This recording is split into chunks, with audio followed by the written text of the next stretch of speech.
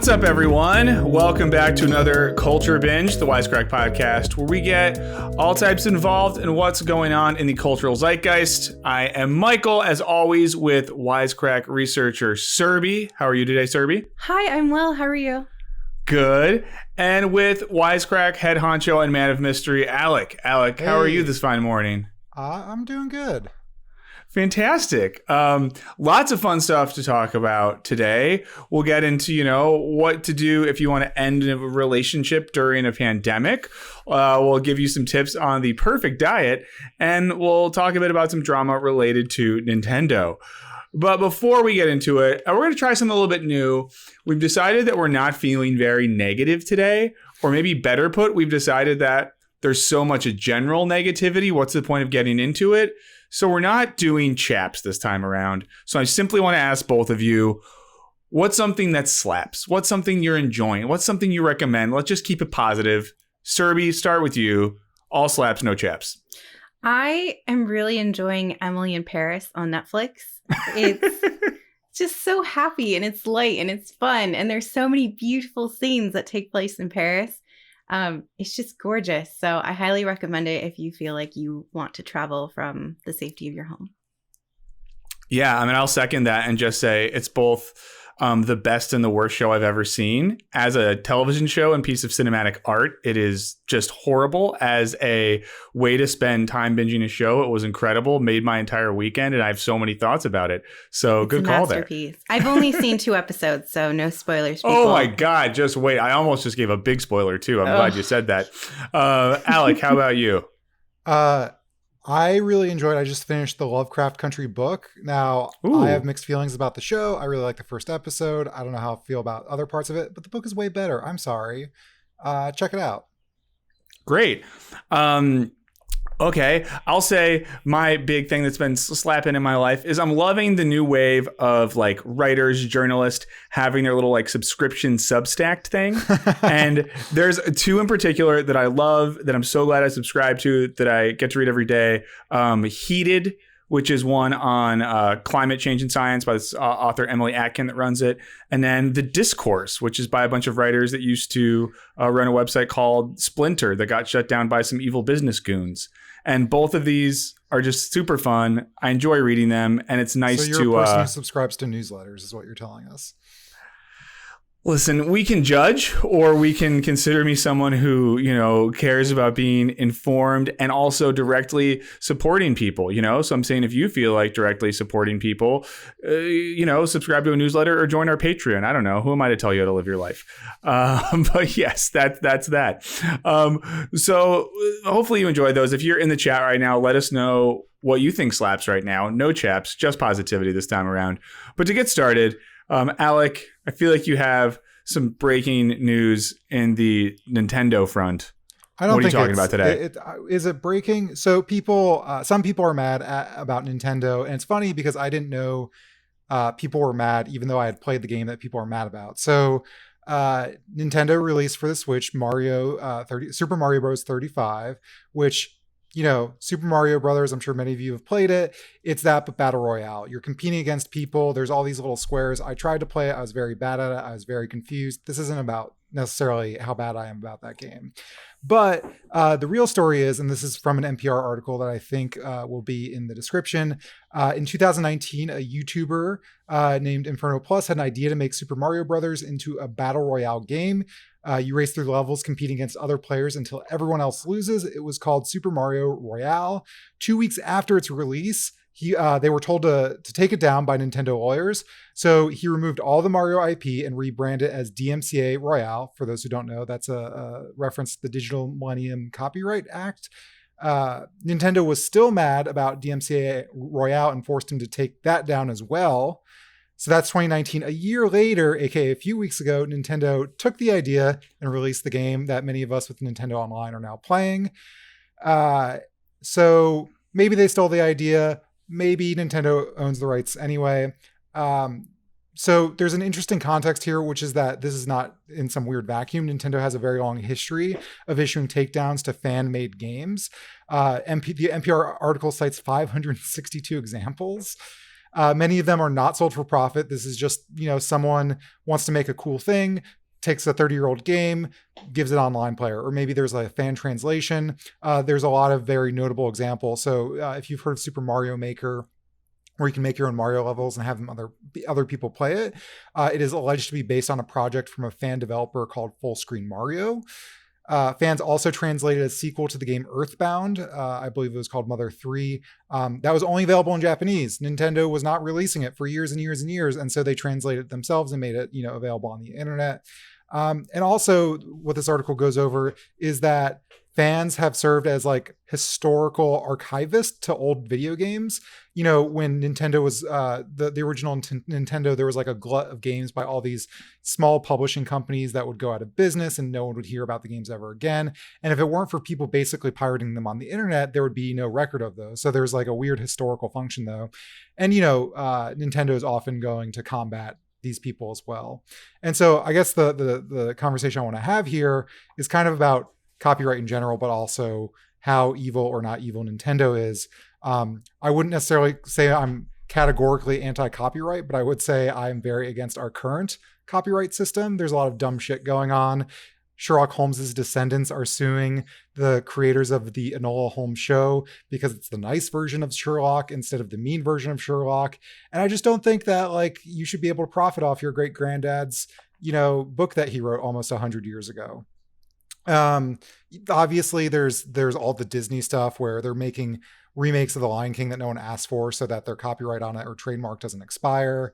And so there's that. And for Nintendo, it's not 100 years old, but we're talking about a 30 plus year old game. Should they have the right to sort of control it in that way, or should the fans have more free reign?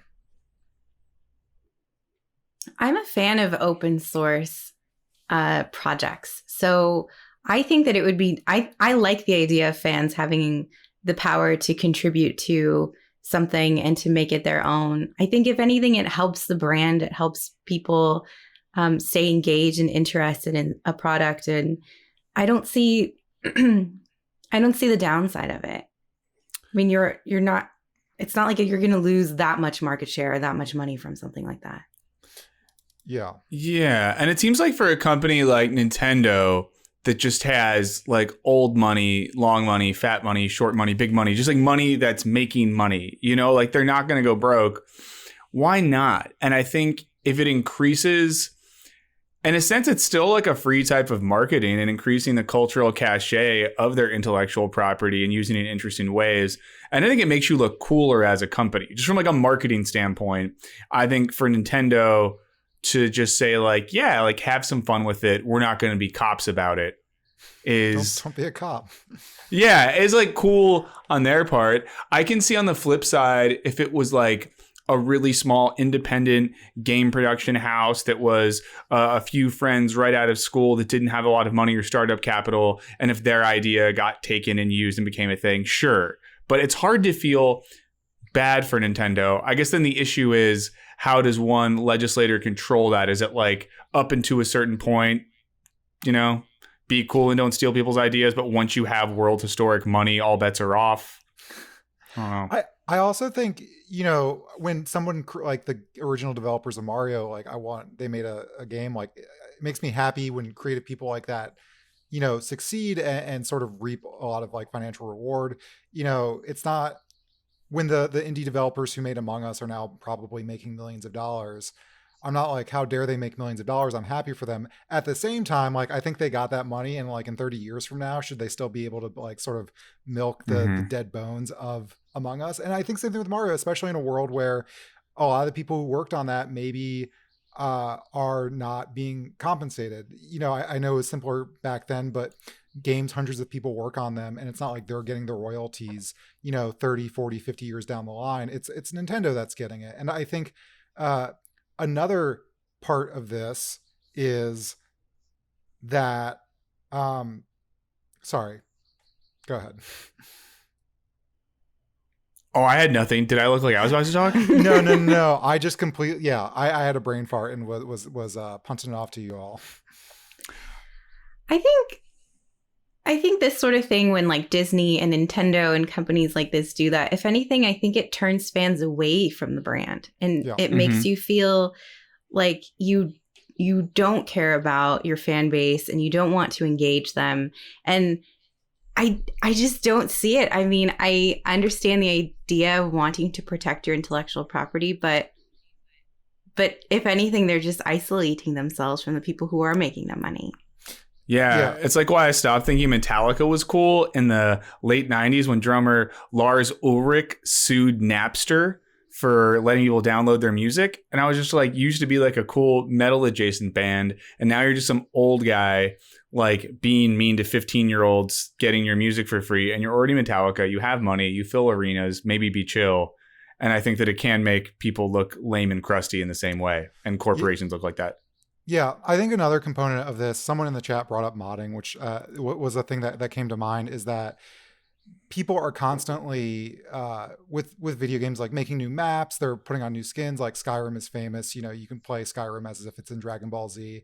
And I think, games are often accepting of modding communities, but it's also in this weird space where if something does so well, they can profit off of it. When I also feel like there needs to be kind of like what you're saying, a tolerance, or like a sort of open source culture of like, listen, people can make old Mario mods, don't do it in such a way that makes it impossible for Nintendo to exist in a company. Obviously, we can't have a million bootleg Mario games that are competing with our current games, but in the world where modders are doing this sort of more open source kind of stuff, or modding a game, maybe if we do want to use that, then maybe we should give you some money. Another example in here that I think is a little bit more of a gray area is there was a Metroid remake that somebody made, just updating the graphics and stuff.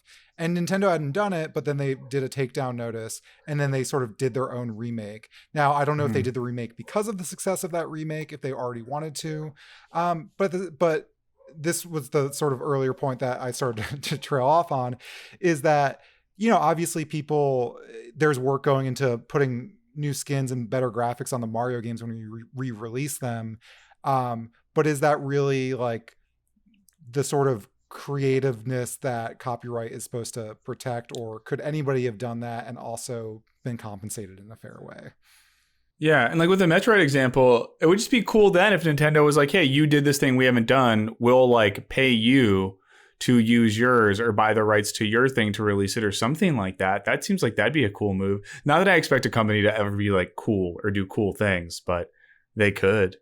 Yeah. People in the chat are like, well, it's your property. And yeah, exactly. Like I agree that, listen, I'm not saying that Sony should be able to make Mario games and be like, you don't have any right to that. I think Nintendo, I love, all the content that they make, and I think they should still do that. But I think they should make money off their intellectual property by making new stuff instead of, fucking with people who are, I just think there's a cutoff that's not 100 years. I don't know if it's 30 years. I don't know if it's 20 years where it's like, fine. And I think this is the problem with Hollywood, by the way, is that you have actors who did one cool thing and now they do nothing while they subsist off royalties of a cool thing they did 30 years ago. I'm sorry.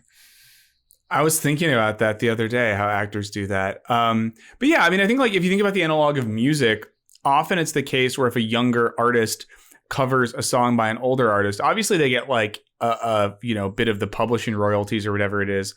But normally they're kind of like cool about that, think it's interesting, even think of it as like a tribute to, let's say, be covered by a younger artist. So in a sense, if I'm Nintendo, it's like a testament and a tribute to my lasting influence as a company that people still want to mod and remake my stuff. I don't know. I think there's a way in which it can be seen as like a tribute and an honor and not like stealing or like appropriating intellectual property. But it's a tricky area, and I get what people are saying that like they own it. So I view it as an enhancement. Like if you want people to keep playing your game, like why wouldn't you want continuous improvement to it? Yeah, especially if it's for free. I mean, if someone's, for instance, the archive of old Nintendo games, like they had advertisements on there, but I mean, again, I feel like if Nintendo just stepped in and was like, hey, you can keep doing this, just give us a cut, I'd be like, okay, that seems fair. Just be cool, Nintendo. Yeah, I think that's a good overall thing here. Just be Life cool. motto. Mm-hmm. Yeah. Anything else on this one or anything else in the chat you wanted to address on this topic, Alec? We got a few donations. Thanks to Cracked Prince Nez. Having an uncompromisingly lovely day. Thank you. Love it. Also, the Dude Abides as always. Thank you so much. Thank you. And I'll say, yeah, Dude Abide says I think this is maybe his slap, learning how to cook, watching Babish Culinary on YouTube and making Harry Potter's butterbeer. That's awesome. And yeah, I'll say that's great. And if you know how to cook, learn how to cook. Great life skill. Everyone should know how to cook. Great. Well, before we move on to the next topic, just a quick reminder, if you enjoy this podcast, if you listen to this podcast, please subscribe on whatever you use, iTunes, Spotify, Stitcher. There's probably other ones. I don't know them off the top of my head, but it would mean a lot to us if you subscribe and review. So leave a review. I said this before. At one point I said, let us know in the review who would play each of us if a film adaptation got made about Culture Binge. You could go for that one, or maybe you could associate each of us with a fast food restaurant in the review. So let us know what you think about it and say, if Alec was a fast food chain, which one would he be? If Serbia was a fast food chain, I know it's hard to imagine her as a fast food chain because she's more of a fine dining restaurant. What would she be? If I was a fast food chain and I know I'm more like food on the side of the road, what would I be? So let us know that. Give us 5 stars. It means a lot to us. And honestly, it helps us a lot. So if you can take a second to do that, we'd really appreciate it. And I just want to know what fast food restaurants we are. So speaking of fast food and eating unhealthy trash food, I wanted to talk a little bit today about the optimal human diet. It might have been discovered. I find this kind of interesting because now that I'm just a disgusting old man, I'm interested in health. So there was an article that our lovely producer Joy pointed out to us that was on a Medium blog called The Nuance. And the writer Markham Hyde wrote an article called Science Might Have Identified the Optimal Human Diet, which pointed to a research study by someone named James O'Keefe in the Journal of the American College of Cardiology. And this study was looking into what the optimal human diet would be, largely in terms of things like cardiovascular health, propensity towards things like strokes, even depression and stuff like that. So the main gist of this study was that the best diet for human persons is a pesco-Mediterranean diet, which consists of, so in general, we've probably heard of the Mediterranean diet, which is basically just like what people in like southern Italy and Greece and stuff eat. It's like it's olive oil, fish, nuts, shit like that. Yeah. Thanks for, taking all my steam there, Alec. I'm kidding. So yeah, but like Alex said, it's a diet that consists of things like plants, nuts, extra virgin olive oil, seafood, and has a strong cardioprotective evidence, meaning good for your heart, builds a little shield around it.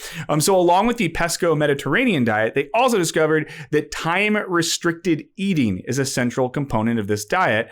Another term for that, people use the term intermittent fasting right now. So the study shows that the ideal diet then is a mix of pesco-Mediterranean diet with a eating window of 8 to 12 hours, meaning that if you have your first meal at 10 a.m., you finish at 6, or alternatively, if you eat your first meal at 8 a.m., you have your last meal at 8 p.m., something like that. Now, one thing I liked about their framing of this diet is that it's a lot less restrictive than a lot of things, because along with the pesco-Mediterranean thing, in the study it says, so mostly have vegetables, extra virgin olive oil, and nuts, then have a good amount of fish, then, occasionally have some eggs, maybe some cheese, some chicken. And then they're like red meat, special occasions, not so much. And then in terms of beverages, they say water, sparkling or still, coffee or tea unsweetened, or red wine, 1 glass for women, 2 glasses for men. I don't make the rules. I think that's kind of messed up. I think everyone should have 2 glasses, but whatever. But one of the advantages, according to these scientists, is it doesn't have a lot of the intense restrictions that a lot of fad diets do. And all of the research shows that people fail fad diets because of the intense restrictiveness to them. So one of the advantages of this one is it's basically like, eat mostly good stuff, sometimes bad stuff. But the main things in the study they get into, which I found really interesting, were that the biggest stuff to avoid are like fried foods, sugars, and processed like flours and like white breads and carbohydrates. And a phrasing that was used in the study was that a lot of the things regularly eaten by Americans, like fried foods, sugars, and like white carbs, are toxic to the human body. And that language really stood out to me. So I don't know. I just found this an interesting study in general. A bold claim that this is the ideal human diet, but something that is interesting. And we can link to the scientific study as well. Now, I'm not a scientist, but I can read charts. And there's some charts in the study. I love a good chart. Very convincing. Yes, and the thing that I found the most interesting was, so they, did a pretty thorough study on this, and they showed in terms of mortality, not morality. They didn't show who's more moral on the diet, but in terms of mortality and in heart disease mortality, the pesco vegetarian diet, which is their version of the pesco Mediterranean one, was just as healthy, if not healthier, than straight up veganism. So let's say hypothetically you're someone who is worried about heart health, or it runs in your family, and you think, I got to go full vegan if I want to live to see my grandkids and play mods of Mario with them. This study shows that by certain metrics, a pesco vegetarian diet is just as healthy. Now, morality is another thing. There's plenty of good moral reasons to be a vegan. Shouts to Alec. But, okay. Wait, aren't you though? Are you vegetarian? Vegetarian. Yeah, but vegetarian. Sorry, I don't eat a ton of cheese. But anyway. Okay, yeah, we don't have to put you on blast here. But either way, found it interesting, and also I find it interesting that not interesting, but like a cool idea that a diet like this opens you up to a lot of possibilities without the restrictions of a lot of the fad diets that like you can learn about on Goop.com. What do y'all think about the perfect diet? I have many thoughts.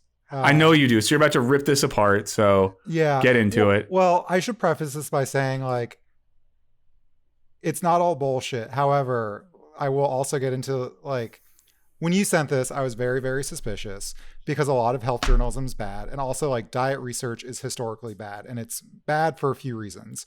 One is that most of the studies, you can follow people for, there's kind of two kinds of studies. You can follow people for a couple weeks, change their diet. But, when it comes to heart health, that obviously accrues over several years. So that's one problem.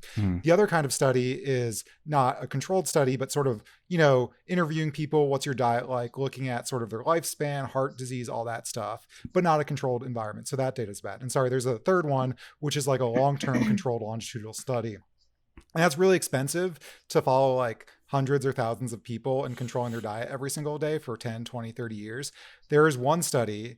And so the study that was linked is actually, it's like mostly, it's not even a meta-analysis. It's just talking about other studies to make an argument. And it talks about the only longitudinal one for the Mediterranean diet, the long-term one it's called like the Predimed study. And apparently it has all like a ton of problems, which you read about. There's a Vox article that sort of gets into this a little bit, but just like a lot of methodological problems. Now, the criticism of it isn't that the Mediterranean diet is like full of shit, but it's just like we really shouldn't be propping up this study as the gold standard when there's like lots and lots of problems with it.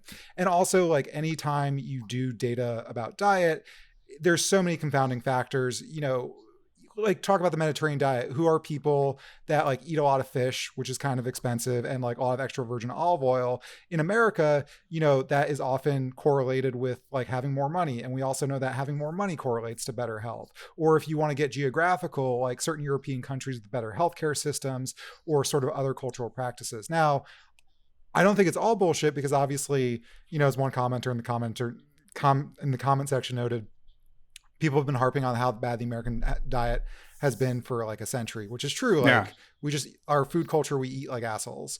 And not a lot of other countries do that. Oh, we don't eat like assholes. It's not our fault, but go ahead. Well, yeah. I mean, there's like a lot of historical things that go into like, in the early 1900s, beef trusts were selling the American public on why we need to eat steak for every single fucking meal. But so I think we should always take this with a grain of salt. There's science that says, like there's not sort of a one diet fix all solution for everyone. People are different. People have different levels of activity. If you're a thru hiker, you probably need to have a drastically different diet than someone who sits in a chair all day like I do. Obviously, there's concerns about like if you have a family history of heart disease or diabetes or things like that. And so I just always fucking hate journalism that's like the diet that we figured out fixes everything. Where go ahead. Yeah. Well, I'll just say that like the main article I'm working off here isn't journalism. It's a scientific study that we got linked to through a journalistic article. But I'll just say this. The thing I really appreciate about the long study is it had so many qualifications that I thought were important. Even getting to like white rice and like flour-based pastas and stuff that a lot of people say are just bad. They're like, no, actually, it's pretty good if you prepare it this way, blah, blah, blah, blah, blah. And I do think I think you're right when we think about, I guess, like the sociology of people that eat this stuff. Whenever we think about, let's say, a Mediterranean diet or even like European diets, we're talking about people that probably walk a lot more than your average American. So that factors into it as well. So yeah, I think there's, of course, a lot of factors here. But in general, I think the reason why I still think this is an interesting approach or more interesting than a lot of stuff, the basic gist of it is like eat mostly vegetables, fruits, and nuts and stuff. And I'm not eat argue a little with amount of all the bad stuff. Yeah, I think rip. Yeah, vegetables rip. And I think, like it's more involved, like the scientific study it doesn't say like, this is the best diet ever. And if we can link to the study, I think one of the most important things about it is they have an illustration that's the Pesco Mediterranean. Why do I keep saying that? Mediterranean. I swear I'm not high. Pesco Mediterranean diet pyramid. And just visually, I wish you were all looking at it right now too. It's just very helpful because it's just like a standard diet pyramid, easy to make sense of. And I do think something that most people could do. What do you guys, well, Serbi, I want to hear what you think in general, but I also want to know what you guys think about the intermittent fasting element of this, the idea of like eating in a constricted window. So I've actually been trying to move towards this diet. Because I have quite a few food allergies. So this like type of diet works well with what I'm allergic to. And I have felt healthier and I've done nothing more. Like I still do nothing at home. I don't exercise. I don't do anything. But I feel a lot better. Maybe because I'm not eating like cheese 8 times a day. But for me, it helps. I think like Alex said, or one of you said, it depends on your body. It depends on your health. You can't like prescribe one thing for everyone because we all have different health considerations. I have noticed though that it is very expensive to eat this way. And it's not for everyone. And even I'm like, that's like way too expensive for me. So this is the kind of thing that's for people who can budget out a significant amount of money for food. And then your question about intermittent fasting. I've tried it. It's horrible. I would get heartburn during the day. Like if people were like I did one where it was like, oh, don't eat, like skip one day of food a week or something and only have one meal that day. Yeah, so I tried that. It was awful. I was so tired. Horrible. I had the worst heartburn. And then I tried the whole like eat only 8 hours a day. And I just think I kept looking at, like, it made me feel pressured to like fit in all my food. I felt like I was binge eating. Yeah, I did like that this study said 12 hours is the wider range of that. Because to me, that doesn't sound unreasonable to have like breakfast at 8 or 9 and then finish dinner by 8 or 9 at night. Like, that's not crazy. The 8 hours is rough, though. So one thing, the study though was not a study. It was like a review of existing literature, which I think suffers. But anyway, on intermittent fasting, no, it wasn't a meta-analysis, which is different because that's like running stats. But anyway, the intermittent fasting I think was interesting. There's a really good Science Versus, the podcast with Wendy Zuckerman. Anyway, they do it. And so she's going to have a better job of whatever I'm about to say because I'm sort of reaching here. I think there might be certain benefits of intermittent fasting for certain medical conditions where like you can, people have done the controlled studies, like you're going to do this. But a lot of the benefits I think people ascribe to it, especially around weight loss, is just like, listen, if you tell yourself I can't eat after 6 o'clock, you're just going to be eating less food and then you'll lose weight. And so the question is, if you just eat less food anyway, is that the fasting working or is it just, snacking less? And I think for people that works for, like if it works for you, like I'm not going to eat after 8 p.m. I have a hard and fast rule and it works and you're going to eat less Fritos, like dope. Whatever works for you. If you're trying to like reduce your sodium intake, whatever, I think that's great. But I don't know if it's necessarily like, I don't know. Like I think there's probably specific research studies about specific things, but I don't know. It's not like in and of itself, it's this magical thing for being healthier. Yeah. And I think we do have to say, just to be fair to everyone listening, the study I'm referring to did have some funding from the California Walnut Commission. So Big Walnut has its hands all over this. So we just have to be honest that it could just be, true? Yeah. So it could just be that walnut money is forcing this. And really it's like beef and milk is all we should have to be healthy. So just be aware of the walnut lobby. I'm allergic to walnuts. See, now Don't. The whole thing's been, we broke this case wide open.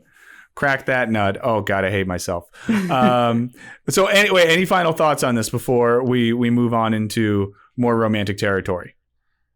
I will say, to not be a curmudgeonly asshole, like the thing that I liked about the article was that, restrictive diets don't work. People fall off of them and they like come back with a vengeance to fucking eat more food.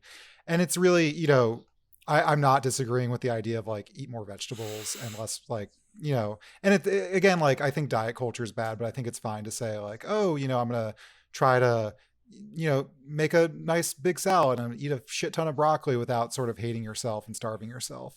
So I think that's fine. And I want to support people to do that if they want to do that. I have one thing before we move on. Yeah. Do it. I just remembered that. So I was talking to a few friends who do these sorts of like fad diets, and they stopped doing them because they said that it sort of sparked like eating disorders, like disordered eating and things like that. And so they said that as soon as you start to concentrate on food, you really start to limit yourself. And I think that happened to me when I was doing the fasting thing. Like I felt like I was binge eating when I could eat. And I also felt like I was like restricting food intake because I was like, oh no, like I shouldn't be eating that much cheese. I mean, obviously you want to like limit the amount of cheese you eat, but there were other things where I was like, oh no, I shouldn't eat that, or I shouldn't do this. So I do feel like there's a fine line between doing something for your health and then taking it to an extreme. So be careful, everyone. Well, yeah, I think I'll give the last word on this to Michael Pollan, who I think said something really smart in his book. I think it was in The Omnivore's Dilemma, when he just says like, eat food, mostly vegetables, not too much. And I truly think like he really gets it a lot there. And he also says in How to Change Your Mind, do psychedelics in safe settings, not too much. So I like this guy's advice. Eat vegetables, be safe about it. Do psychedelics, be safe about it. He seems happy and healthy. So speaking of happy and healthy, in terms of human and interpersonal relationships, last time, Serby, you got into the world of dating and sort of starting relationships in the context of a pandemic. Now you're just jumping to the end of the book and you want to talk about the problem or possibility of ending these relationships during a pandemic. So I think we're excited to hear about this. Let's get into it. Okay, so the pandemic has been hard on all of us, whether it's impacted our health, our schooling, our work, our social life, whatever. We've all been impacted in some way by COVID-19.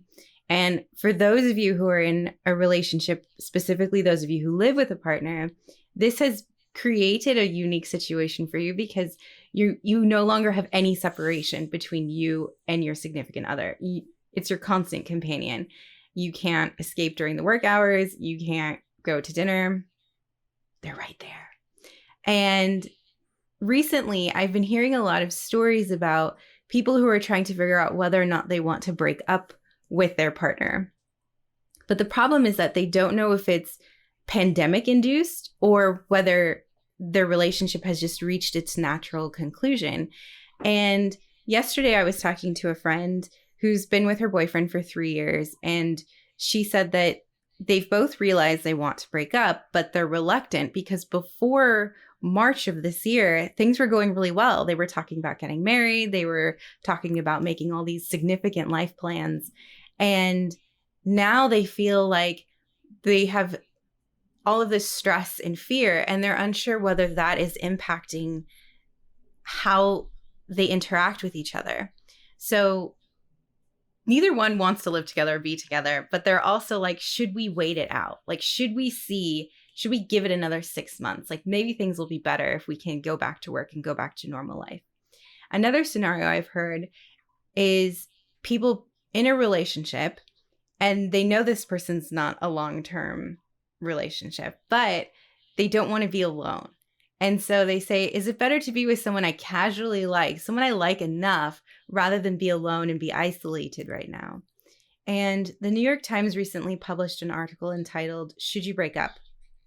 And it provides several great questions that you should ask yourself if you find yourself in this situation to determine whether your feelings are pandemic induced or just relationship induced. And some of the questions are like, if the world were fine again, would you still want to be with this person? Or has the way that you two argue, has that changed since the pandemic? Or when you have to compromise or negotiate on something, do you feel like you're losing ground?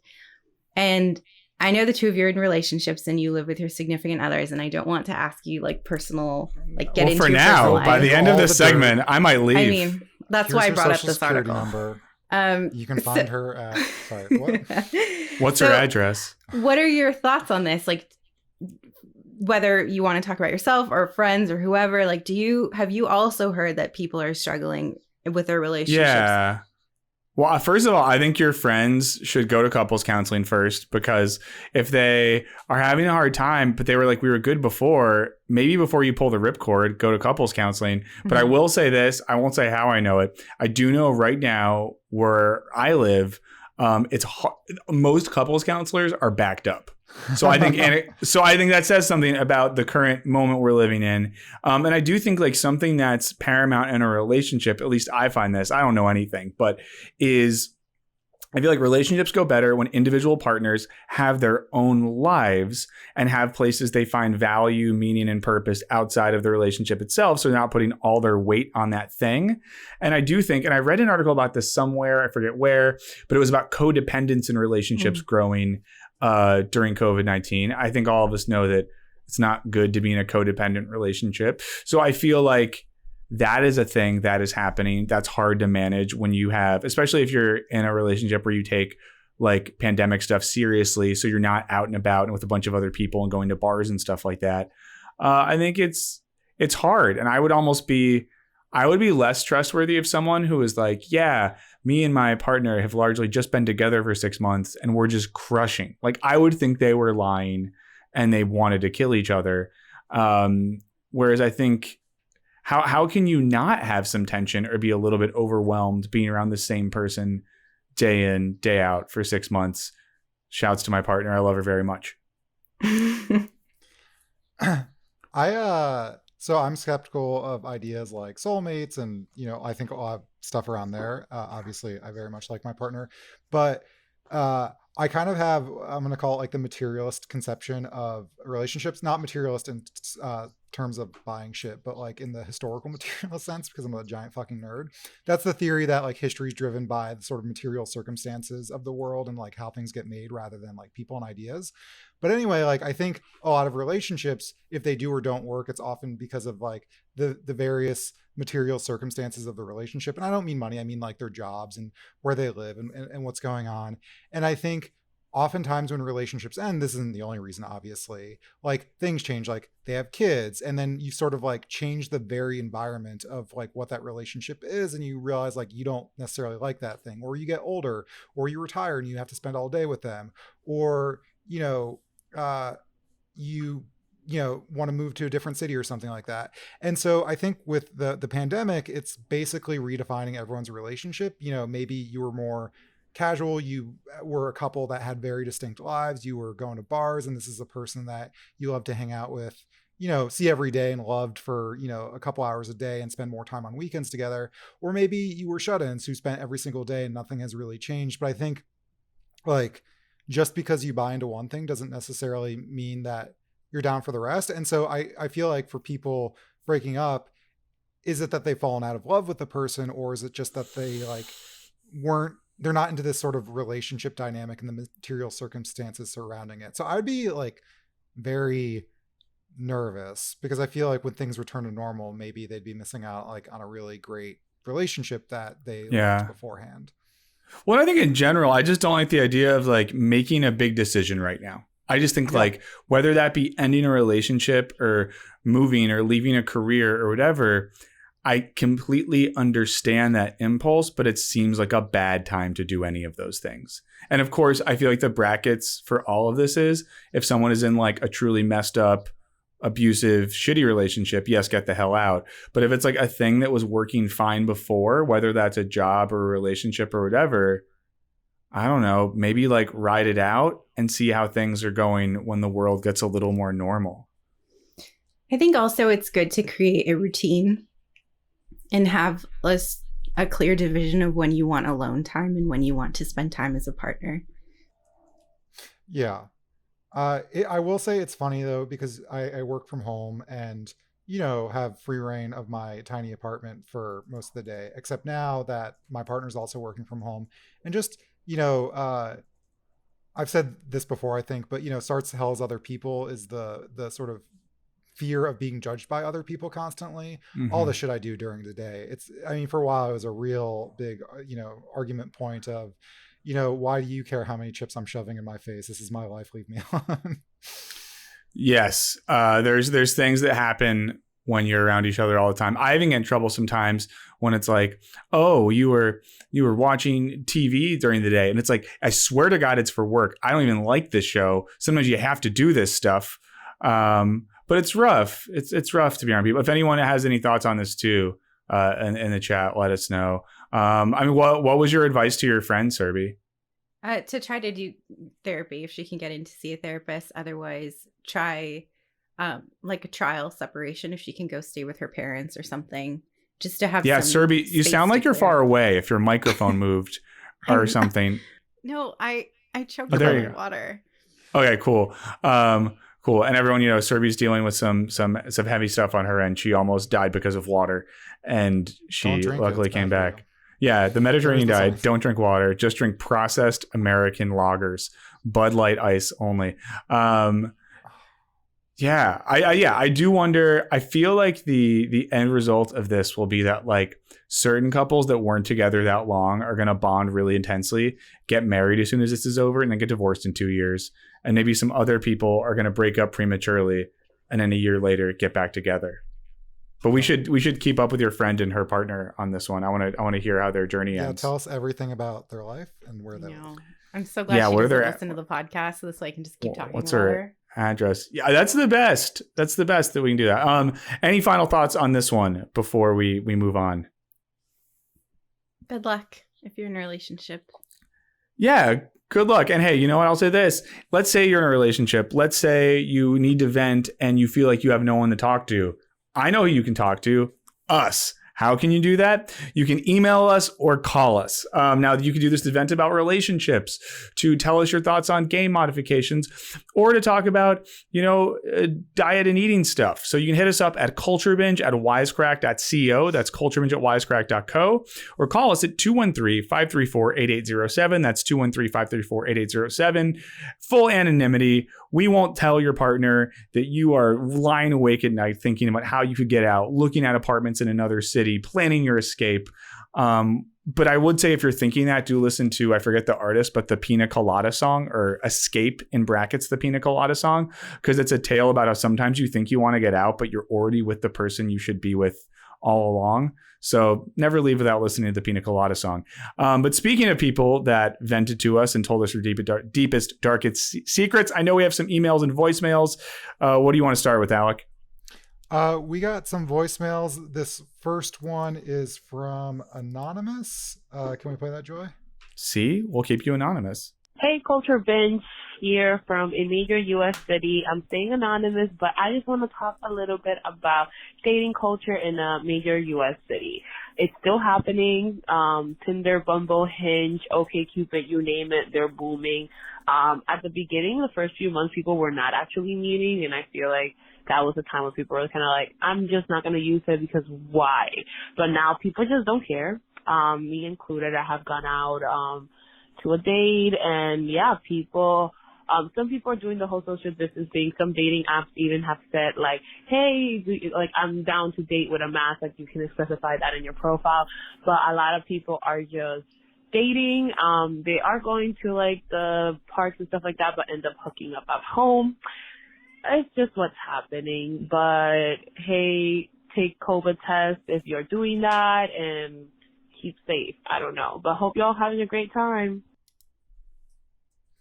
Thank you. Yeah, I've been noticing a lot of people caring less. I think people should care more, but what do I know? Yeah, that's an interesting one. I appreciate the insight and the honesty. I'll say this though, one thing about having friends that are dating during COVID, this is going to be kind of mean, but then you don't want to hang out with them because I hang out with friends sometimes outside but safely. But I have one friend who's like dating, and then it's like, well, if I hang out with you, you're just dating all these randoms and like kissing and snuggling or going home with them or whatever. I don't want exposure to all that.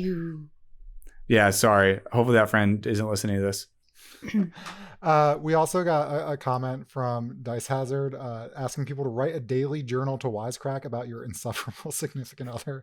I would love that. I mean, not too creepy, but I just hate /love stuff like that. Anyway, our next voicemail is from who's it from? Somebody. Joy, let's play that one.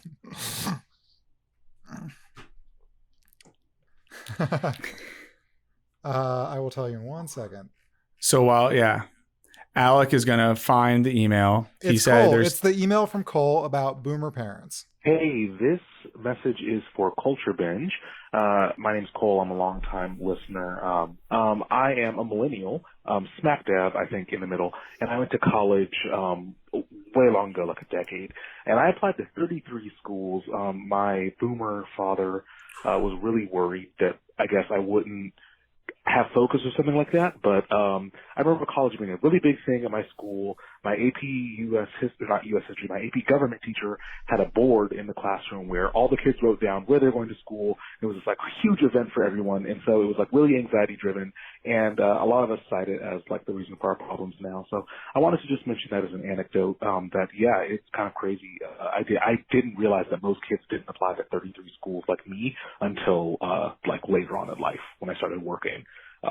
But yeah, thanks so much for all that you guys do. Serby, get on that thing. And thank you all, Alec and Dr. Sweaty. Peace. Dr. Sweaty. Now he's on your shit list, isn't he? No comment.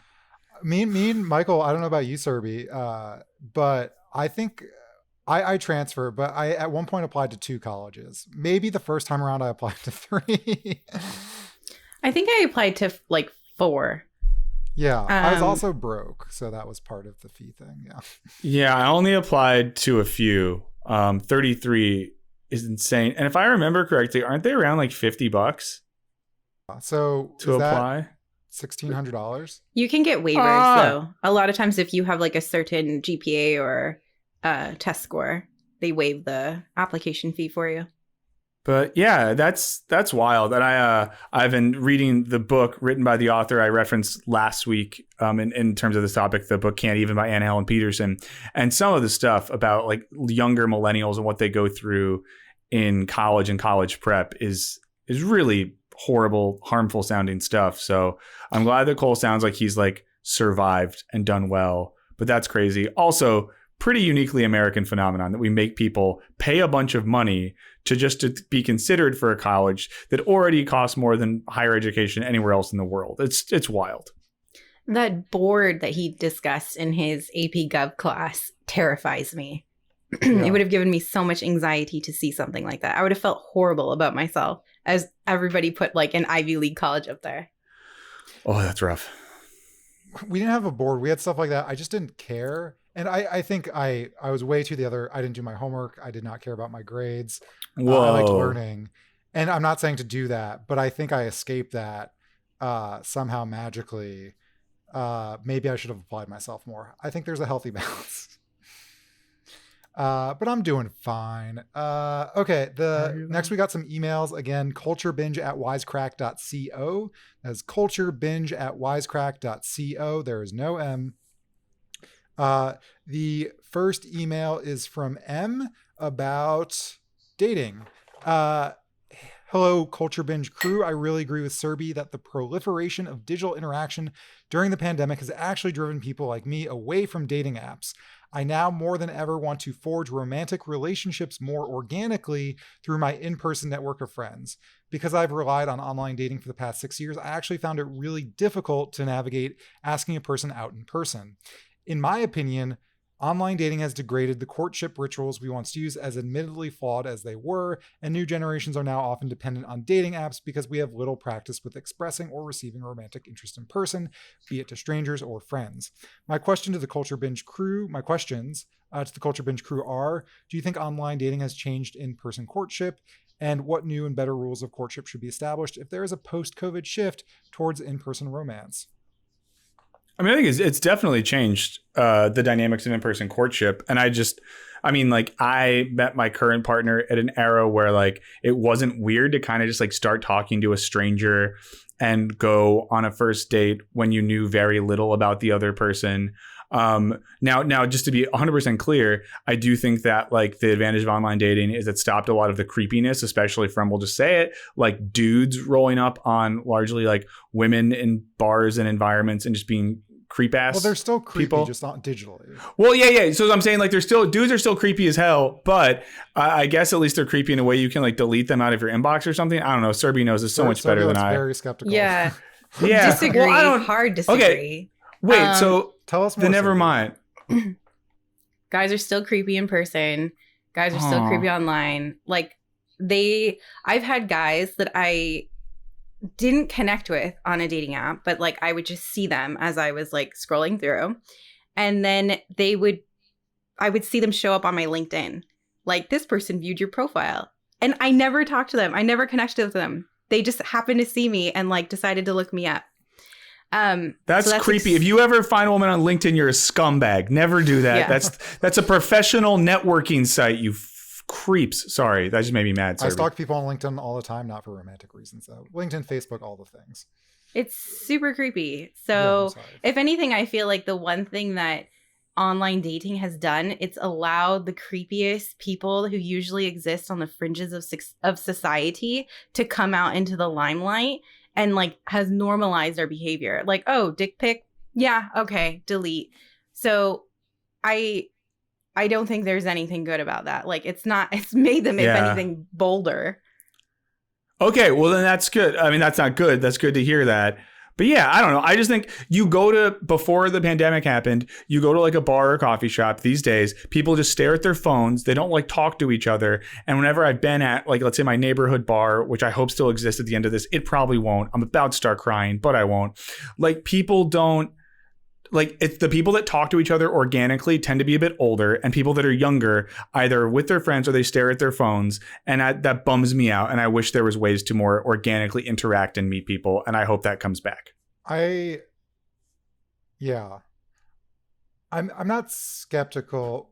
I think there's like pros and cons. I think obviously the online dating is a dumpster fire, but I think it's almost like, I think there's a bucket of people who it might be good for. I think a lot of people go on dating apps and are like, this is exactly what I'm looking for. If I don't see that, I'm not going to swipe. And I think that's like just a bad sort of philosophy to dating. On the other hand, I think there's people with social anxiety, maybe on their spectrum, et cetera, who are just like, would never go up to someone at a bar. And I could say that as a person who, before I was in a relationship, would never ever do that. The only times I would ever talk to women is when they approached me. Nice. Which happened like 2 times. So good job, Alec Hopperman. So I don't know. I think everything's bad. That's well, but you know what? I think both would be good. I think we used to only meet people in person, let's say. Then it swung really hard the other way, where relationships primarily starting digitally. I think, like you just pointed out, Alec, it'd be good if we had a little bit of everything, where it was appropriate and culturally normative to organically meet someone, and it was also totally fine and appropriate to use apps if that was a better way to do it. But I feel like we need both. Yeah, I agree. I do think that online dating is good in the sense that it does expand your network and introduces you to people who you wouldn't interact with in your daily life. But I also think that meeting someone organically, I really like this email because it felt like everything that I have wanted to say, but just I said it a lot less eloquently than Em did. And I think that if anything, like I mentioned in our last episode, I hope that there is this push towards returning back to those old courtship rituals of like waiting and like getting to know someone, and there's excitement and there's interest rather than like, hey, do you want to hook up tonight and Netflix and chill? Mm-hmm. Yeah. I also just want to say, no offense to anyone, I think the word courtship freaks me out. That's all. That's it. I love the word courtship, and I will continue to use it in every episode from now on. Thank you. Anyway, I want to thank Stacy for donating. Thank you so much, Stacy. Thank you, Stacy. The next email is from. This one is from. Oh man, the tension builds. Who's it gonna be? I labeled this weird. I think it's from Anonymous as well. I think the other one was from someone named M. Anyway, yeah. Hey Wisecrack. Firstly, I was very sad to hear that Jared is leaving Wisecrack. We're all sad, but wish him all the best for the future. I hope it is voiceover related so I can still hear his silky tones. Very silky voice. I think we all want that. I wanted to share my experience of dating during a pandemic. Before lockdown, I was unlike Alec, not a wife guy. Near the start of the lockdown, I hooked up with an acquaintance and later with someone I met on Tinder. However, I met another girl on Tinder and have been dating since June. In the past, I would normally be on the lookout for the next person to take my fancy, whether in real life or online. But recently, I've chosen not to take any action if I see someone I like the look of. I wonder if the new normal has changed mine and other people's attitudes to dating. Are we looking for something secure and consistent in a world that is overtly threatening and uncertain? I think that's a great idea. I mean, a great take. What do you think? I think that's a really good take. Yeah. I think when everything else is going great in the world and feels stable, I understand why some people might want to date more casually and not be locked down that way. But of course, when the world is unstable and chaotic, having a stable relationship can be a nice sort of point of grounding. So that makes really good sense. I was talking to a couple of my friends the other day, and we were saying that this is not the year to try something new and different. It's like we crave routine and we crave like things that we're used to. And I'm like, that's true, because when I was on like Target.com and I needed to order something, I was like, now is not the year to try a new brand of tampons. Like, let's just go with what I'm used to. Well, yeah. I'd say this, though. It's not the year to do that. But like, shouts to the comment that Dude Abides gave before, learning to cook online. I think it is the year to maybe learn new stuff. Right? Yeah. To not like make big life changes, but we have maybe some time and we need to keep our brains interested without like new external stimuli. So don't try new tampons, learn new skills. Eat new food, always. Yeah. Try the Mediterranean diet. Yeah. Yes. Only that. Any other emails for this go around? One more from Connor. That's our last. This is about boomer parents. I'm 22 and my parents can be considered millennials. Growing up, my sister and I weren't necessarily pushed to attend college, but definitely felt like we had to. My parents were both working fairly standard jobs and want us to basically be better than they were. I focused really hard on education to the point that I had very slim social life, and I'm feeling the effects of that now. I went to a community college and got a degree in programming, but immediately switched career and education paths to pursue psychology during the summer before I began my bachelor's. While I'm enjoying my new education path, I still feel fairly lost as to what I actually want to do. I'm currently pursuing a career in art therapy, but also feel like I've completely missed out on figuring out what I really want in life. I don't blame my parents, but I do think they had a role in my desire to pursue education over figuring myself out. I'm hoping that when I become a parent down the line, I'll allow my kids to become who they wish to be, but I fear that might become like my parents as well, since that seems to be how generation psychology goes. We basically copy our parents. What do you think? I got to say this to Connor. You're young, man. There's time. So I just feel like you shouldn't feel like you haven't figured it out yet. And it's like you're too far gone. You might pursue art therapy, which is a really cool thing. When you're 30, you might do something different, and that's totally fine. So I hope you know that like you shouldn't be overwhelmed by this. And it's totally normal, I think, to be, especially in your early 20s, trying, failing, and figuring stuff out. And I think in that process, you're going to figure some stuff out, and you're going to be a great parent one day. And, we're all going to repeat some of the shitty stuff our parents taught us. You can't avoid it, but don't be hard on yourself. Don't put too much pressure on yourself. And I think that's normal. Sorry for being a little soapboxy, but I just feel for Connor. I also know a lot of people who studied one thing, changed, or went back to school years later to do another thing.